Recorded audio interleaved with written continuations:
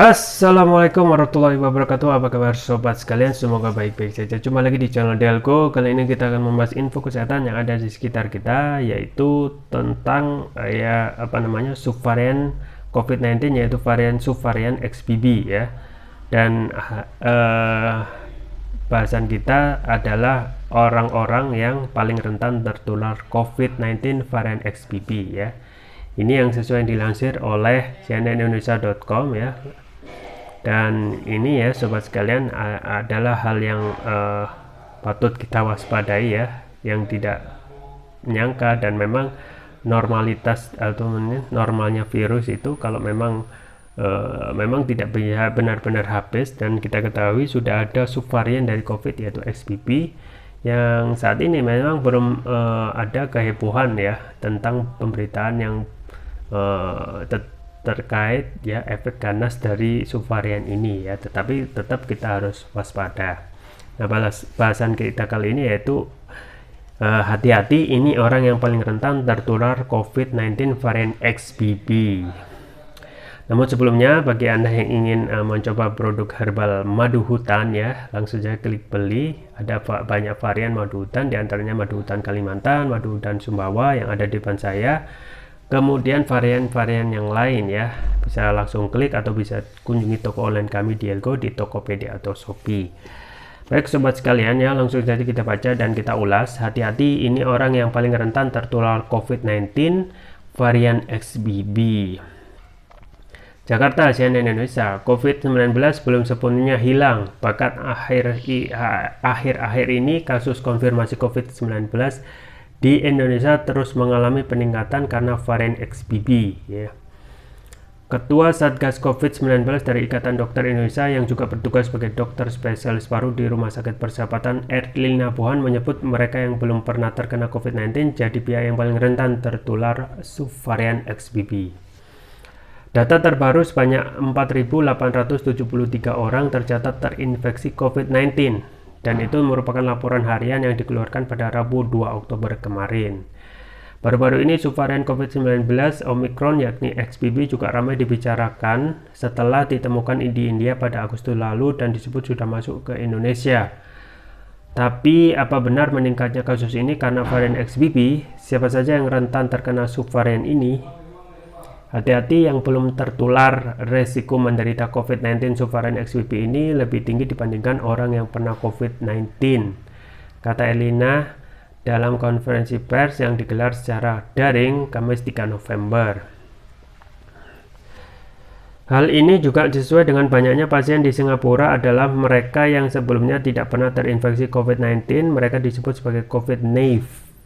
Meski demikian, hal ini belum bisa dibuktikan di Indonesia. Walau begitu, Erlina meminta masyarakat berhati-hati, terutama jika belum mendapat vaksinasi lengkap hingga dosis ketiga. Meskipun vaksin tidak serta membuat kebal dari virus, tapi ketika terpapar gejala yang dialami akan lebih ringan. Vaksinasinya harus dipenuhi dan tentu saja ingat harus tetap protokol kesehatan, jangan sampai longgar, kata Erlina.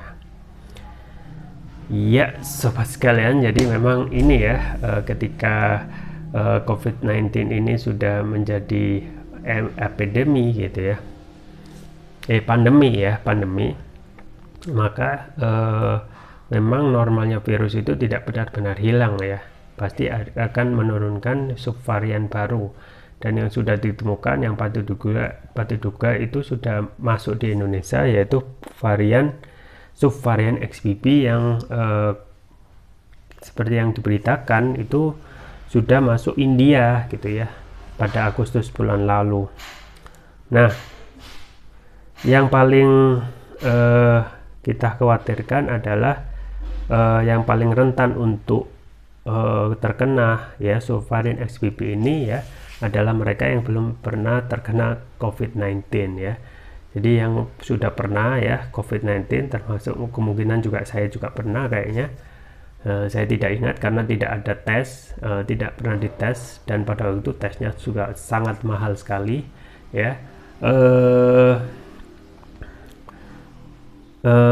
Paling rentan itu yang belum pernah COVID, artinya patut diwaspadai ya bagi mereka yang benar-benar belum pernah kena COVID, ini harus diwaspadai ya. Yang paling bisa menjadikan andalan bagi mereka yang belum ataupun saat ini belum vaksin ya, minimal harus segera gitu ya, minimal harus vaksin, dan vaksinnya kalau lebih baik lagi sampai vaksin ketiga ya, vaksin ketiga atau booster gitu ya. Dan yang paling penting juga adalah ya gejala-gejala gitu ya, gejala yang timbul kurang lebih sama dengan varian sebelumnya, yaitu varian Delta yang kita ketahui efeknya sangat ganas sekali ya. Beberapa kerabat kemungkinan ya, atau teman lama atau teman jauh kita kemungkinan ada juga yang kena sampai meninggal. Nah itu memang varian Delta memang sangat ganas ya efeknya. Turun setelah Delta itu ada varian Omicron yang memang perkembangan ataupun penularannya itu sangat cepat ya, tetapi efeknya tidak begitu keras ya seperti varian Delta yang pada waktu itu kita harapkan COVID itu bisa selesai ya. Ternyata memang tidak bisa, karena jelang hari raya kalau nggak salah ya, perputaran pergerakan manusia itu tidak bisa dilarang ya. Akhirnya memang kemungkinan ya Delta itu timbul dari kerumunan pada saat hari raya ya kalau nggak salah. Dan itu berlanjut ada varian Omicron ya, yang sembulannya sempat turun kemudian naik lagi, tapi memang Omicron ini masih bisa terkendali ya, karena efeknya yang tidak begitu bahaya. Nah yang terakhir itu ternyata juga muncul ya subvarian XBB, dan berita sebelumnya yang kita juga bahas adalah XBC ya. XBB dan XBC ini kombinasi ya, temuannya kombinasi antara Omicron dan Delta ya. Yang kita khawatirkan kan apa ya? Kita khawatirkan tentu saja efeknya itu lebih buruk dari keduanya yaitu ya. Tapi memang saat ini ya kemungkinan ya tubuh kita yang sudah dalam kondisi vaksin dan secara nasional itu rata-rata sudah vaksin, meskipun tidak semuanya booster ya, tetapi memang dianjurkan untuk booster supaya apa? Supaya meskipun tidak membuat itu kebal terhadap virus, meskipun tidak membuat kebal, minimal itu ketika terpapar gejala yang dialami tidak akan lebih berat atau bisa menjadi ringan lah, karena sudah vaksin varian ketiga itu ya.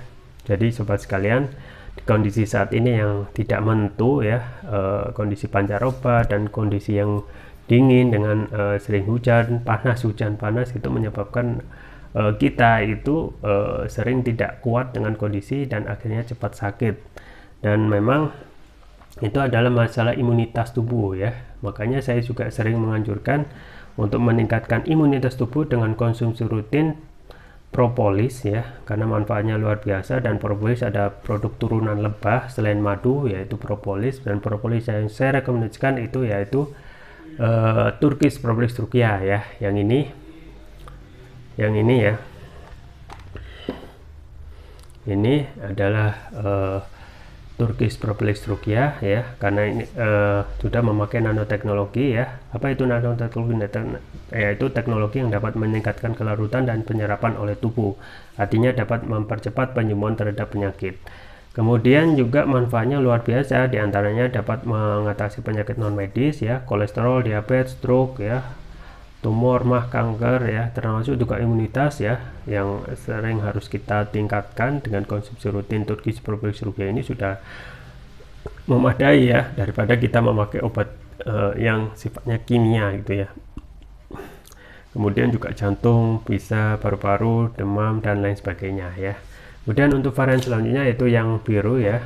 Jadi yang biru ini yang Turkish Propolis Trukia Brain ya. Manfaatnya antara lain dapat memberikan nutrisi pada otak, meningkatkan konsentrasi, membantu pemulihan stroke, membantu proses pertumbuhan pada anak dan remaja, meningkatkan stamina, mengatasi gangguan migrain, vertigo, sakit kepala, stres, kepala pening, meningkatkan kecerdasan pada anak dan remaja, sekaligus memudahkan mereka menghafal pelajaran.